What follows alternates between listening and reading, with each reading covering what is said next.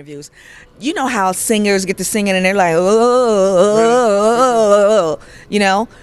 so I asked Tank, I was like, does that make you sound better or whatever?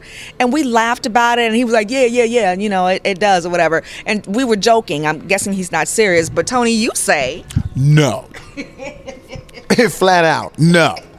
It don't make you sound better. And I was like, why do people do that? It makes you tired. It makes me tired. Just watching it, huh? You snapping your neck like that and all that. I mean, I give it up to Wanye. Wanye does it, but Wanye has a range. So he's versatile with his vocal.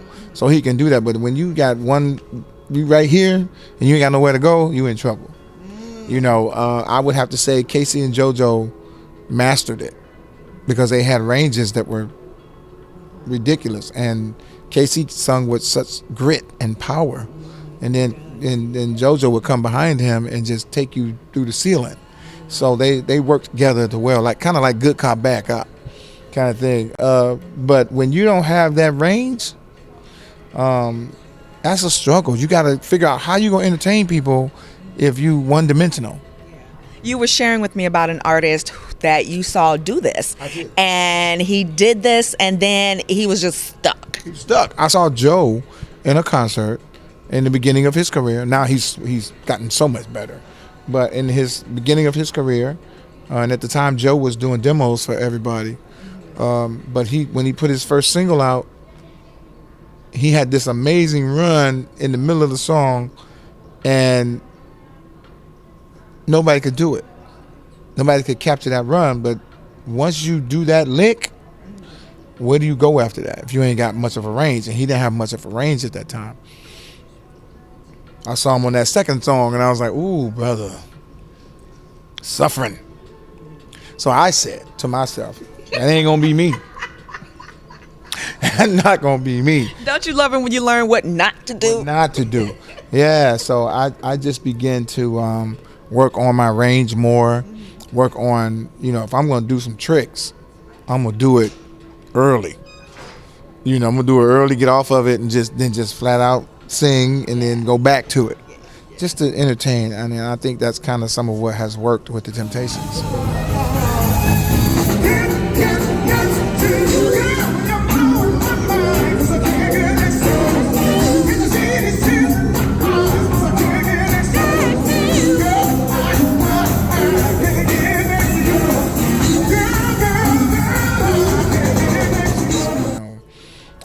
Temptations were all about singing from the heart, singing from the grit and the spirit. So I've basically church.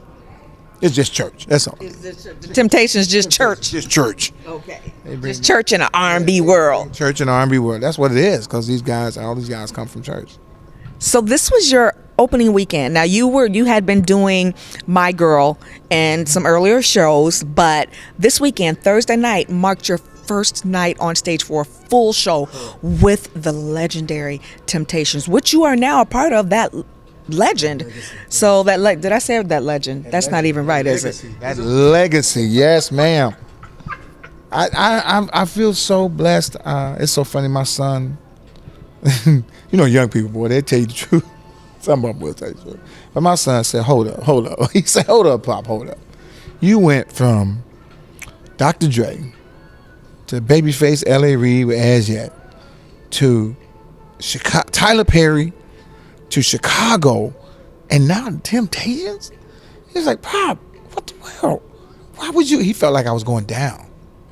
He didn't know the history. So I said to him, son,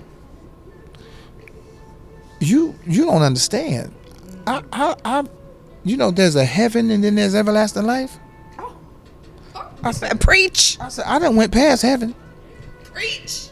I'm at everlasting life. I said, brother, son, let me talk to you for a second. I said, do you understand that the Temptations helped our people through the civil rights movement? I said, our people, when we were being enslaved and being mistreated and racism and all this, I said, Temptations encouraged us. I said, they set the tone for my mother, my grandparents, and my mother. so that I could do what I'm doing today, and so that you can do what you're doing today. If it were not for them and their music and how they were able to take our people's minds off of killing somebody and all that stuff, I said, bruh, you don't even understand. And so as I'm continuing to talk to him, and I explained to him, I said, man, I have nowhere else to go. I said, son, I couldn't sell enough records by myself. Neither could you. Neither could Michael Jackson, whom you idol. You idolize Michael. You couldn't sell enough records to get to the value of what the Temptations' legacy means. You can't sell enough records. There's nobody that can sell enough records. I said, that's how big they are. I said, but guess what I can do? I can go to my grave and say, I was a Temptation. And it means something. And the way God brought it to me, because I was praying to God about it, and I was like, Lord, I want legacy. I want to leave something for my family. Legacy. And it just dropped right in my lap. God just said, here you go. Temptations. And I was like, wait, first of all, I wasn't allowed to listen to these jokers when I was growing up. I don't know what's happening with them. I don't know. But as I went and I studied and I sat down with Mr. Otis one day, he messed me up. I just was like, whoa, wow. And then what happened in Atlanta was such a blessing. He was telling me that they played a theater in Columbia, South Carolina in the 60s. And at that time, there was a segregation of black and white. And he said this young man put a rope down the middle of the aisle. The whites had on one side, the blacks on the left side. That young man that put that rope down came to the show in Atlanta backstage and told him he was the guy that did it. Really? And he told Mr. Otis, he said, I wasn't raised that way, but because that was my job, I had to put that rope down. I was like, man, couldn't have been me. I'd have cried like a baby. Oh my gosh. He came to the show and came backstage in Atlanta. That is great. Now I'm thinking about it. Now I'm trying to visualize all the people that came backstage. They had the two daughters with him. They came back. He stood in the plaid shirt, right in the middle of the hallway. I walked right up to him, shook his hand, and said hello, and shook his daughter's hands. He was right in the middle of the hallway, in the middle of everybody. Oh, the guy who would, yes, and his daughters were probably late teens or early 20s. Yes. I know exactly who you're talking about. I was like, wow. When he told me that, I was like, I'm done. I could leave here today and I'm good. Okay. That was beautiful. I just thought that was amazing. So, do you have a film project coming out too?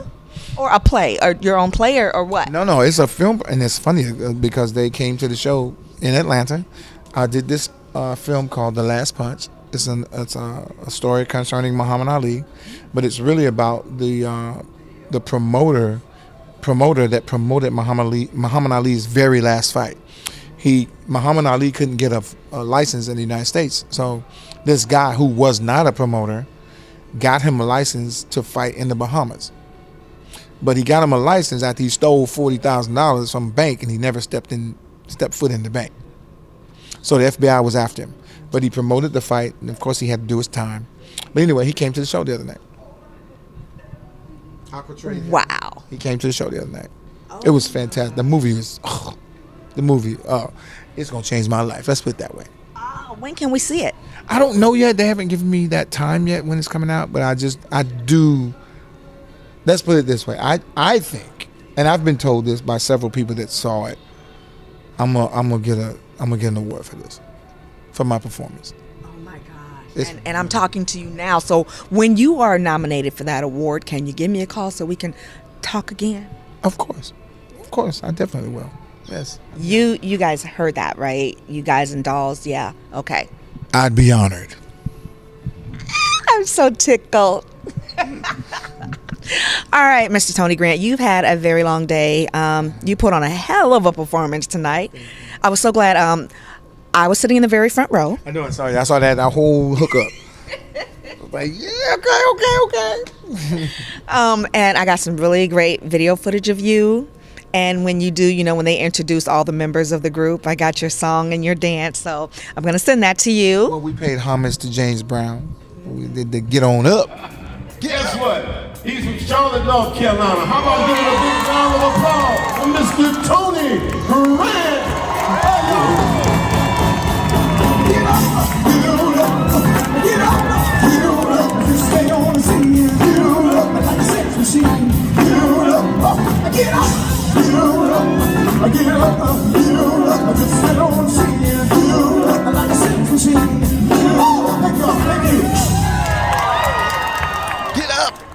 Yes, you did, and you did an amazing job as usual. So, I'm looking forward to seeing you in more of your film and stage projects. Of course, I'm going to be rooting for you here with the Temptations. I will be back for other shows. I will be back for other shows, and I'm looking forward to that.